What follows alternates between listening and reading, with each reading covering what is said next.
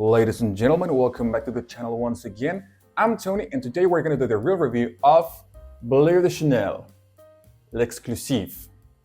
Now, when I say real review, it doesn't mean that anybody else's review is fake. No, what I mean by that is that I purchased this fragrance myself with my own money, so I'm not going to pledge no allegiance to nobody. There is no brand loyalty. I'm a real consumer just like you. There is no affiliate link so you can click, buy something and I get some commission. None of that. And most importantly, I am not trying to sell you anything. If I tell you that I like something, that means that I really like it. And if I tell you that I don't like something, that means I really don't like it. And yes, this intro is a complete Flossy Carter ripoff. I am in no way, and I repeat, I am in no way, shape or form claiming that I am an expert or that I know more than anyone else in the fragrance community. I'm just gonna share my thoughts and experiences with you so you can decide if you drop your hard-earned money in a bottle of perfume or not. Take my review and really anyone's review with a grain of salt. We all have different perceptions, different skin chemistry, and of course, different taste. So let's get busy. Let's start off with one of the most, if not the most important aspect when it comes to purchasing a new fragrance, the price.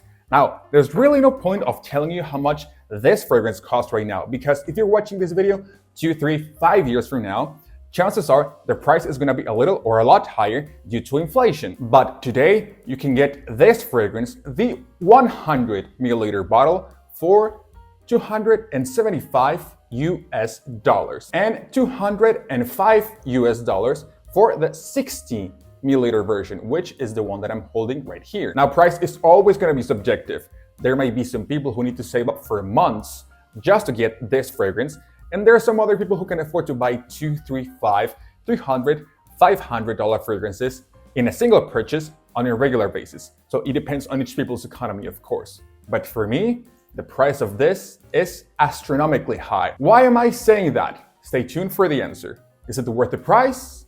Let's find out. Now let's continue with the notes. According to Chanel's official website, in a paragraph they mention woody notes, leathery and ambery notes. Then in another paragraph they mention sandalwood, cistus labdanum. Then again it mentions woody ambery notes. And if you go to Fragrantica, it's pretty much the same thing. Of course, it may change over time in Fragrantica, but it mentions amber, woody notes, labdanum, and sandalwood. You have great quality notes in here. Some of them may be natural, some of them might be synthetic, but that's irrelevant. As I mentioned in my Bleu De Chanel Eau de Parfum real review video, this is Chanel. Even on their commercial segment, you can smell quality on their products. By the way, this is a parfum concentration. Now, what do I smell in here? Remember, this is the part of the video that is kind of subjective, because what I'm about to tell you is just my perception. And of course, it may vary from your perception. Now, what I'm smelling right here is actually the most concentrated, elegant, and sophisticated version of the already mythical Bleu de Chanel. When you first spray this, your nose will be delighted with the dark side of Bleu de Chanel. Even in the Parfum flanker, which used to be the darkest, in there we had some bright, fresh, citrusy notes in the opening. But this is different. This one doesn't have any hint of freshness, and it's gonna take you straight to the core of the darkest facet we smell in Bleu de Chanel. So we're gonna have ambery notes indeed, courtesy of, yes, the amber, which gives you guessed it, an ambery facet, and along with the amber, the labdanum note will add some balminess to the already ambery scent. And also the labdanum note is very likely to give us some very, very tiny leathery touch to this. To that already dark atmosphere, add to the equation the sandalwood. Yep, that delightful sandalwood that we're used to smell in the whole Bleu de Chanel lineup.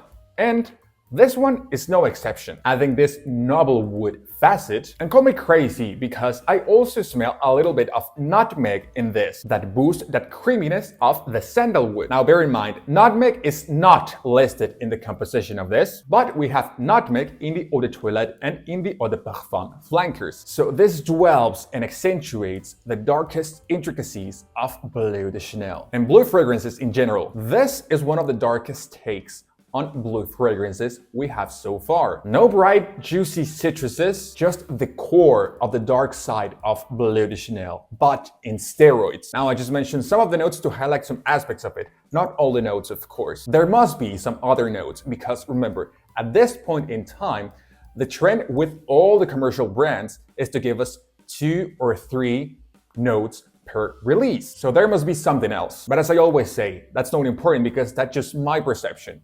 Of course, you can smell different things, different facets when you get your nose on this, because remember, each nose is a totally different world. Now, this is a linear fragrance. It doesn't evolve too much. So how you smell this after 10 minutes you applied it, that's pretty much exactly how the fragrance is gonna smell until it's gone. Now, let's talk about a very important topic for a lot of people, the compliments. If you have seen any of my previous fragrance reel review videos, at this point, you already know I couldn't care less about the compliments. And it's kind of crazy because a lot of people buy fragrances with the sole purpose of hopefully feeling validated throughout other people's opinion. That's not my case. I'm one of those weird people that buy fragrances just to please myself, and that's it. If some other people like it and is kind enough to give me a compliment, thank you so very much. But that's not something I'm after. Now, with that being said, and please consider that this has been out for a very short period of time at the time I'm posting this video, I have received a very considerable amount of compliments, mainly from ladies. Now, performance. Let's talk about performance. But first, let me remind you something. Not all atomizers were created equal. Some of them are average, just getting the job done. You got those crappy ones that a bottle of perfume basically just spits when you're applying it on your skin and clothing without the consistent burst of perfume. You also got the famous mist atomizer, but you gotta play with them.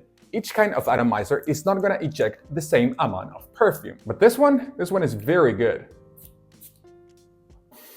Oh my God, that's the good stuff. Now, the performance on Bleu De Chanel L'Exclusif is very good. I'm getting an average of 7 hours spraying this in both my skin and clothing. And I'm talking about 6 to 9 sprays in total. Now, projection. Using that amount of sprays, the initial blast is huge. You will be projecting 2 meters from you for 10 minutes. Then you'll have it projecting within your arm's reach for about an hour. Then you'll have it within your personal bubble, let's say within your elbow's reach, for another 3 hours. Then it will gradually tone down until it becomes a skin scent. But this is very important, and that's what I like a lot about this. Even when this is already a skin scent, you can still smell the perfume very, very clearly. It doesn't smell muted, if you get my drift, nor it smell decomposed, you know, like half the ingredients have been washed off. No, you can still smell it as if you just applied it, just not with the same projection, of course. Now, let me clarify. This is not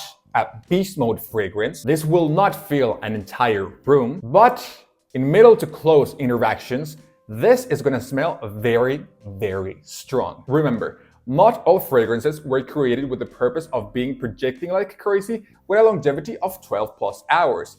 There are more subtle scents that were created precisely with the purpose of being more intimate. But fortunately, this time, you won't have to worry about the performance with this. Now, occasions. If you read Bleu De Chanel, you automatically think about a versatile fragrance that can be used all year round in every occasion. And that is true with the previous flankers, but not with this though. This is way more concentrated, way more elegant, way more sophisticated, much darker, and way more dense. At the extreme, I wouldn't give this the same use as the previous flankers, which is literally whenever I want. This is way too ambery and way too resinous for an everyday use. It may even cause some headaches if you spray this first thing in the morning before going to work. Plus, this is a scent I wouldn't like to smell at that time, even the weather outside is chilly. I haven't had any headaches with this, but I prefer not to find out. In my opinion, and due to the scent profile, this is made for the cooler weather. Now, I'm not saying that this is exclusively for fall and winter time, even though that might be ideal, but if it's 40 degrees Celsius outside or 104 Fahrenheit, this might be way too much. With that kind of hot weather, I would definitely go with something else, including the 3 previous Bleu De Chanel flankers. And if you're gonna use this in the summertime or the hotter days of spring, I would use this at nighttime. Now, considering what I just said about the performance, you can easily assume that this is not the fragrance that you wanna wear when you go out to the nightclub, where there's a lot of people smoking cigarettes and God knows what else, or somewhere in open spaces. Way too elegant for the nightclub. This is something that I would use in special occasions, like an important business meeting, a special date with your significant other. Of course, this can easily cover formal events like weddings, red carpet events if you move in those spheres, a family gathering, you know, those moments when you know it's gonna be extra special. Gender, let's go with gender. This is marketed as a masculine fragrance, and I agree 100%. This smells very masculine. But if you happen to be a lady that really likes this perfume, go ahead.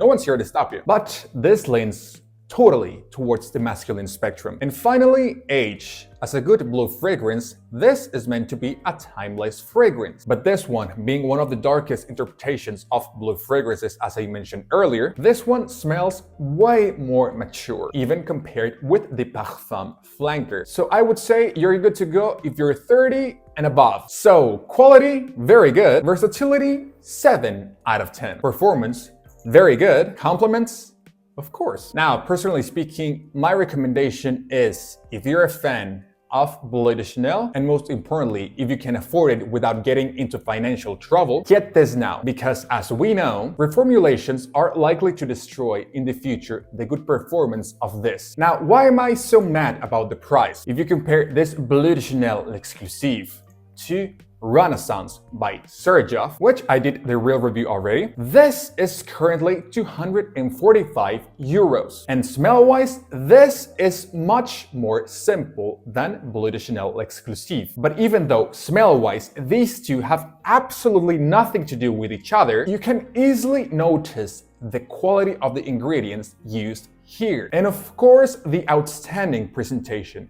And Sergioff is a straight-up niche luxury brand, which brings me to my next and last point, the presentation. Usually, I never mention presentation in my fragrance real review videos, with the exception of premium and niche fragrances, because so far, no commercial fragrance that I have reviewed is above $200. Price point where I think presentation is starting to play an important role in the price. And so far, the only fragrances that I've reviewed above that price point are the Acqua di Parma Oud, Sergioff Renaissance, and Tom Ford's Tobacco Vanille. And Acqua di Parma is a premium brand, not a commercial nor niche brand. Same thing with the private collection of Tom Ford, premium segment. On their presentation are from acceptable to fantastic, but this one leaves a lot to be desired.